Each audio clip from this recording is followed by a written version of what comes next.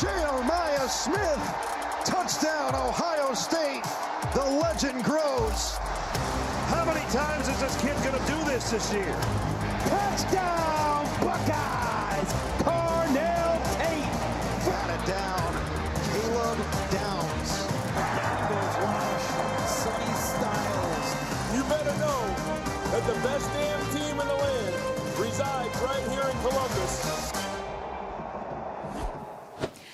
It never gets old watching Ohio State highlights, and it is time now for our Gatorade Game Leaders. The Buckeyes watched 14 former players get selected in the 2025 NFL Draft, but they still returned some excellent talent this fall. Reigning Big Ten freshman and wide receiver of the year, Jeremiah Smith, who you just saw during that package, is back after smashing several school records en route to the Natty last season.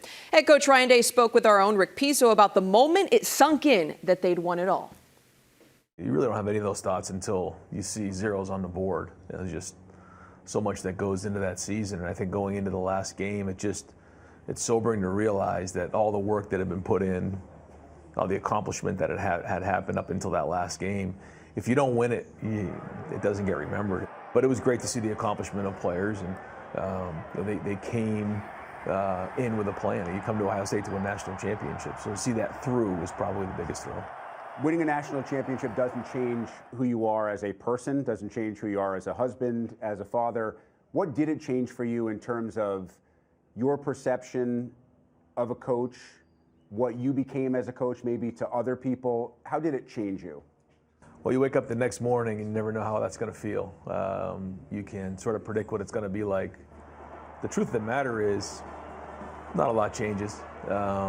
If you're in it to win championships, then I can see maybe that would be the case. I'm not in it, the staff's not in it for that.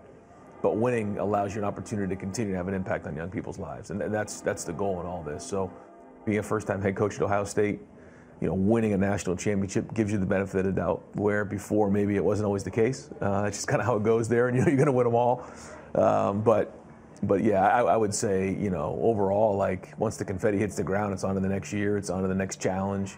And, we got a good young group of guys that, got after it in the winter and got after it in the spring. And it's right on to the next challenge. And the first game's against Texas. Well, you did tell me that you truly got after it in the spring, that your first thought was we would probably have to dial back because the season's so long, and that you described this spring as maybe one of the most physical you've ever had. Why did the mindset change? Well, what you realize is that a lot of guys walked out the door. A good amount of the guys, are back. But there's also this other portion of guys that really haven't played a lot of football at all, and they're the ones that need to step up. So, there were certainly guys on our team that we did back down the workload on just because of the length of the season, when we got done with the year. But there was just a lot of guys that needed to play, and so it was good. It was a physical spring, and we needed it. The more we can play the game of football, the better it's going to help our young people. And, we had a good portion of our guys come at mid-year along with some transfer portal additions, and they needed to get immersed in our culture and go against each other. So it was physical, and we got a lot done. That's really true for quarterbacks who need reps, who need to see the offense, who need to be able to start to become leaders. As you came out of spring ball, what did you think about that quarterback competition? How long do you anticipate it lasting? Yeah, I don't know. I think there was a lot of good things across the board that were done. All three guys grew.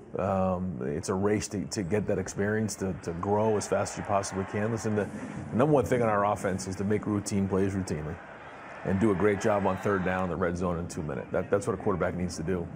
And so we have a lot of weapons, around the quarterback position. And I think when you look back on last year, that's really what Will did. He made the routine plays routinely. When he needed to make his plays on third down in the red zone and in 2 minutes, he did that. So both Lincoln and Julian, and then even at the end, Tavian was around because he was a local guy in the spring of last year. They were able to see Will go about that, and he was such a great leader. So a lot to grow on in that area for those guys. The more experience they get, the better they're going to be, and we'll see how it shakes out in the preseason. New OC, obviously, with Chip moving on after the year, but Brian Hartline is not new in any way, shape, or form to this program or this staff.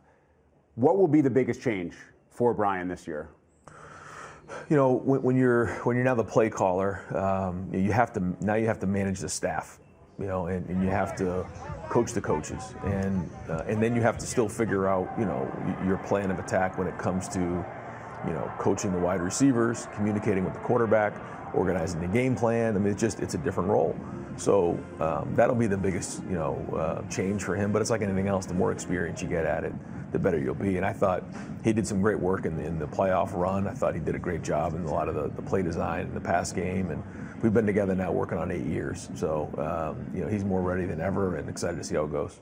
What's next for Jeremiah Smith, who kind of continued to amaze us game after game? And he's a guy who you talk to NFL people, and they believe that last year he could have been wide receiver number 2 on most NFL teams. Yeah, he's tremendously talented, but he still has areas to grow as a player. He knows that, and we're going to do everything we can to make sure that we're finding different ways to increase his game on a week-to-week basis, and trying to be creative about how we get him the ball because we know he's going to gather a lot of attention. But I've been very impressed with his workmanlike attitude. Certainly, he's a lightning bolt right now. I mean, just nationally, he's got like a cult following, and certainly in Ohio that's the case. But he's done a very good job of staying disciplined, keeping a very organized off season in terms of what he's doing, where he's going, how he's planned out his days. He has to be very intentional now, as you can imagine. So I've been impressed with that and excited to see where it goes. Ryan, I know being able to adapt is something that every coach has to do in a lot of different ways if you want to have any success this year, and that often means staff changes. But to us, at least, the change in Jim Knowles' departure was surprising from the outside. How surprised were you by it? Well, in today's day and age, as you know, there's a lot of money involved, and so when that happens, different people have different opportunities, and they got to do what's best for their family. But every year you make adaptations to what you have, and we're very excited about Matt Patricia. In a short period of time, he's built great relationships with the staff, with the players. You can read some of the articles. The guys are talking about how he's been a real resource for them.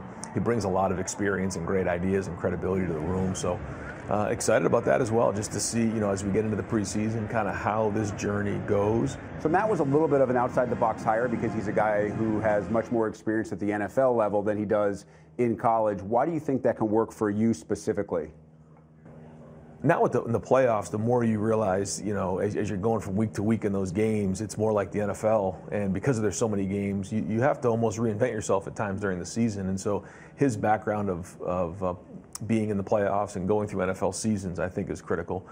He also has a great background in terms of GM work and helping with, roster management, cap space, and things like this. So he brings a great background when you look at his resume of things he's done. So he's obviously called it and won at the highest level. There's a lot of those things that are trickling down to college, so we thought it was a great fit.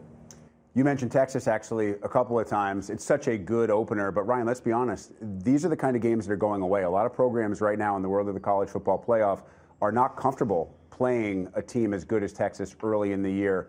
Why do you guys like a setup like this? Well, it's going to test us early on. And whether we like it or not doesn't matter. It's on the schedule. We're going to play it, and it's a home game, so it grabs our attention early on, as you can imagine. So throughout the summer we got to be on point. August has got to be on point. Very different than it was last year. So it'll be good right out of the gate. Big game. We'll have everybody's attention, and certainly Texas, has got a great team, and Sark does a great job. We played them towards the end last year. Great game and a great team, so we know it's going to be a battle. How many of the players that got drafted, and man, they were a bunch, did you have a chance to congratulate or at least exchange text with? We had a group text going the whole time, so it was great hearing the guys, encourage whoever got drafted, all the way to the undrafted free agents towards the end. What a great group of guys, and happy for all of them.